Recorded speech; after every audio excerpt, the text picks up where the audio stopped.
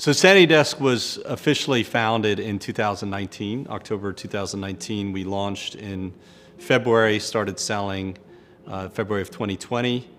But the story really goes all the way back to 2013 when I met my co-founder, Tyrone Dizon, from the Philippines. I hired him to work as part of my marketing agency. And the thing I noticed about Tyrone was he's the most brilliant technical person I've ever met in terms of he can look at a piece of software. At the time we were using WordPress and Infusionsoft and a whole bunch of tools, or whether it's we moved on to HubSpot or Salesforce.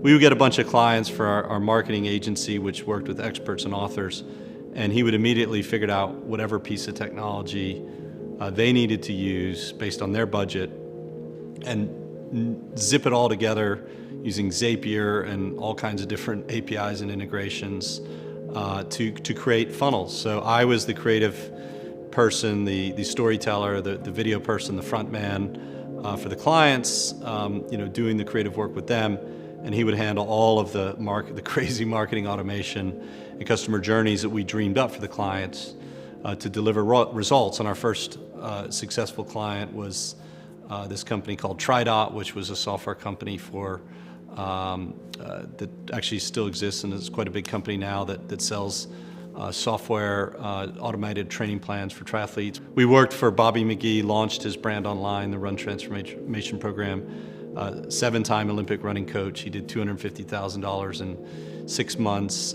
based off of our work together. I remember these sleepless nights where Tyrone would literally fall asleep at his computer, doing all the marketing automation for these campaigns.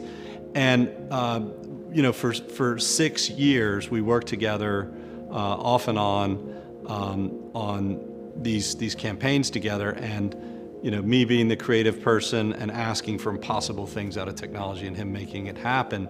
But the thing that we noticed for our clients and for ourselves was it cost a lot of money to set up our technology. It cost us $5,000–6,000 a month, for $1 million a year company to run our technology online. And we had HubSpot, and we had PandaDocs, and we had our own custom page builder set up. We had some WordPress going. We had some quiz software that we built. We had another invoicing system. We integrated this with Stripe, and you name it. We had all of this different technology knitted together, and we were doing this for our clients, and then we started doing it for our own business, our own products. And about 5 years ago, we just said to ourselves, well, let's just start building our own page builder.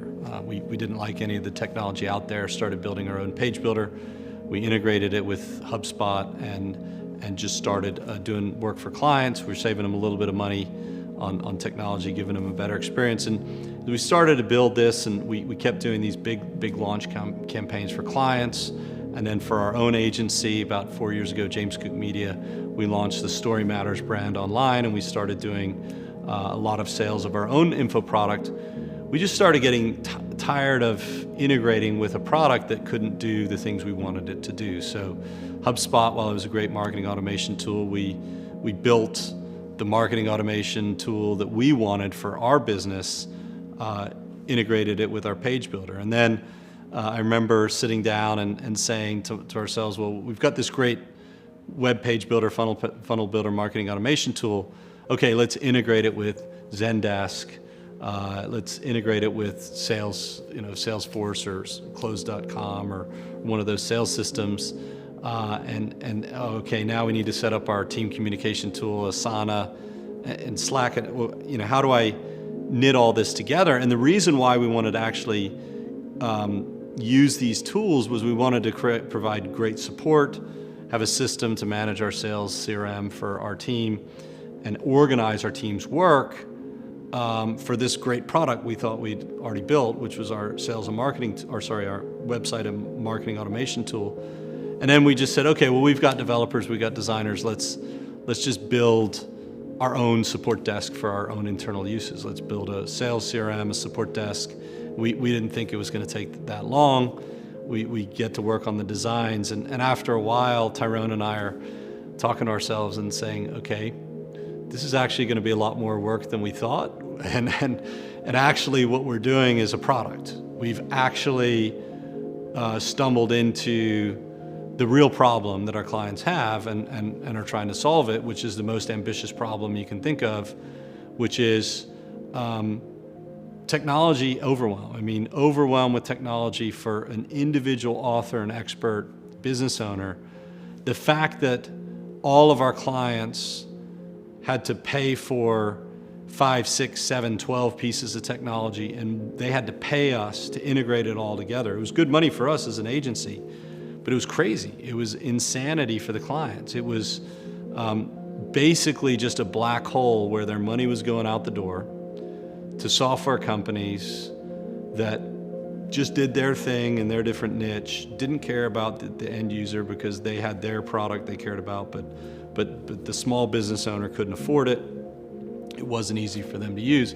We realized there's just a massive hole in the market for the world of solopreneurs, and there's an estimate now that since 2020, these numbers have gone up, but it was, I think, 16% of Americans identify as entrepreneurs, meaning they consider themselves business owners, and the vast majority of those business owners are solo practitioners. And solo practitioners, solopreneurs, experts, authors, coaches, consultants, they work out of home, behind a desk, and there's not a piece of software that's built for them. There's no one system where they can go and look at everything they need to do to run their business. And this actually is a lot like what happened in the 1980s when you had WordPerfect and Quattro and a bunch of different cool tools out there for, running kind of business systems on your computer. But what happened was Microsoft said, hey, you know what? We're just going to integrate all these into one system that's going to work well together. Microsoft Office came out, and it integrated and consolidated all of these great tools and ideas into one product, and that's what they did. And they basically took over the business world at that point with the systems that people needed to be in business. Fast forward 20 years, the internet hits. Everyone needs a website. Everyone needs marketing automation. Everyone needs sales CRMs. Everyone needs support desks. Everyone needs team communication tools. They need scheduling tools. And it's a very, very fragmented market right now. And what the small business owner, the solopreneur needs, the artisan class that's growing up in the digital age where jobs are going away and never coming back, and people need to find new ways to employ themselves in the information economy, there's no integrated solution for that workforce. And it's a massive workforce. And Silicon Valley investors, when you go pitch them, they say, hey, we hate investing in companies that serve small businesses because they're fickle. They don't have any money. They churn. I had an investor from a VC firm telling me, hey, we don't like investing in companies that serve small businesses. They have no money. They go out of business all the time. They churn. They can't afford software that's going to make us rich. And I said to myself after that conversation, this is nuts, because the investors are leaving behind a class of people that I believe are the foundation of our economy. They're leaving behind the masses of entrepreneurs out there who are going to create the future of this economy, especially after the chaos and the decimation that's happened to the world economy in 2020. All those ideas are going to come from entrepreneurs of the future. They're going to have to start somewhere, and they're all going to start with one person. Then they'll get a business partner. They're going to be these small teams. They're not going to have any money, and they need a system to start their business. So yes, investors don't see that as a great market, but the market exists. It's massive.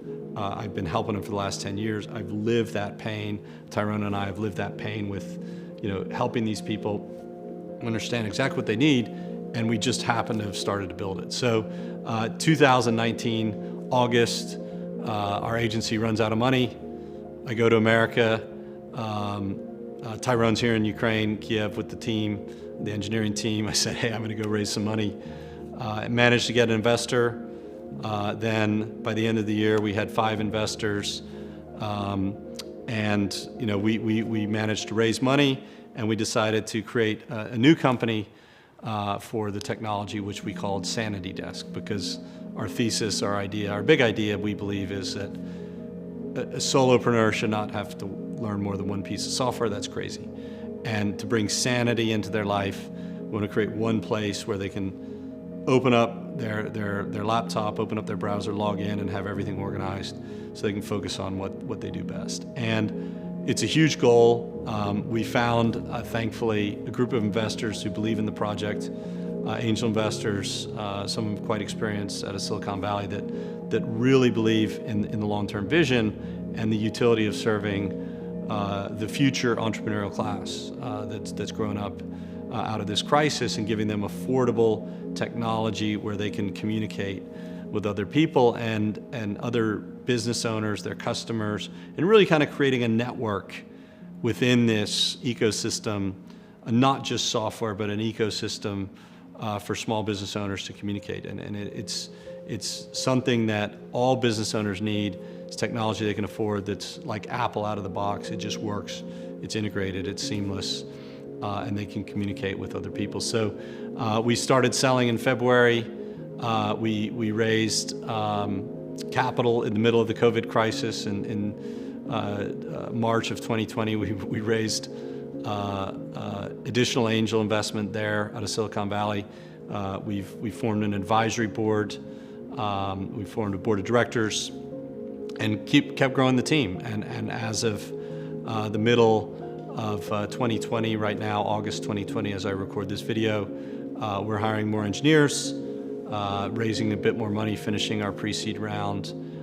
We have created a vision statement, mission statement that we really believe that we're creating the tools and the ecosystem that allows small business owners to build and grow their business online. And our vision is that business owners have the tools and the network to connect to the people they need to grow their business, their customers, people they need to hire, grow their business online, and also that people own their data on our system. We want people to own their data, truly, not just paying lip service to that, but own their data, being able to say what happens to their data, and they can profit from their data if they decide to share the data or not, and that's really a huge principle behind what we're doing. So based off that mission and vision statement, we've created a set of values that are really important for our team to understand, and that's what we hire off of. Our first and most important criteria for finding team members, for Tyrone and I, and for the team that's been together for 5+ years. Our engineering team has been working on this for over 5 years. Our core team, based mainly, our entire engineering team is based in Poland and Ukraine. Our support team, we have some advisors mainly and board members in the United States and a few reps there. But we, at our heart, an international company, co-founder from Philippines, core tech team from Poland, and a team here in Ukraine. We're an international company, and we believe that the best talent in the world doesn't necessarily just live in the United States. And I'm an American, or half English, half American, living here with the engineering team, determined to grow in this great tech talent pool in Central Eastern Europe. World-class company that serves small business owners all over the world, gives them affordable software that just works all in one place for entrepreneurs. So what's really important is if you're watching this video and you'd like to join SanityDesk, work with us as an engineer, as a support rep, as a success agent, or as a designer, is understand that we really, first and foremost, believe that our mission and vision is the big goal, but we're never going to reach that mission and vision of being the software of choice for the hundreds of millions of entrepreneurs out there without a strong set of culture and values. Because ultimately, great movements, if you look at great religions in world history, or great empires, or great organizations or companies, they all fundamentally get one thing right, and that's culture and values. And we believe that the vision we have is so big that the values have to be the first criteria. We don't care how talented you are, your craft. The first and most important thing is a values alignment. So some of the key values we talk about, and they're all listed on this page, is obviously transparency and honesty and integrity, about us being really transparent with each other and with our customers about what's really going on. So in the team, sharing financial results with the entire team internally, making sure they understand the true state of the company. People not being afraid to be honest with each other. We think that honesty and transparency is a really critical value. I mean, really the most important value number one for us. With customers, if we screw something up, letting them know. If something went down or something happened to data, that we've got to be transparent, take ownership and responsibility for that is really the most important thing. Another value I'd like to highlight is growth. As a customer, we definitely want our customers to come onto our software, and as long as they're using it, to grow, to learn more about entrepreneurship, whether that is even whether they want to be an entrepreneur or not. If we can provide those tools to give them the education on how to get started, the software to actually execute on that education, and then most importantly for the team members, for us, your growth, if you join our team, is more important than what you do for the company, because ultimately I believe that, from 20 plus years of leadership experience in the U.S. Army and in multiple companies I've started over the years, that if you take care of people first and their growth is your priority, and they feel that, they're going to feel secure to do their best. And they're also going to feel secure that, when they're no longer growing, that they're not afraid to tell you, and that you can fix it, meaning get them a better position within the company, give them new challenges, or you support them in whatever they need to do next, whether it's starting their own company, or going and finding a job in their dream profession or dream company, even if it's a competitor. Like, ultimately, I think the essence of human relationships are, can you leave that person better off than when you found them, when you met them? In personal relationship, I think that's a great principle. When you have a child or get into a romantic relationship, is being able to look back and say, wow, I had a good impact on that person's life, even though it didn't last for whatever long it should have, or you think it should have. You can look back on that relationship with pride. And the same thing in a company.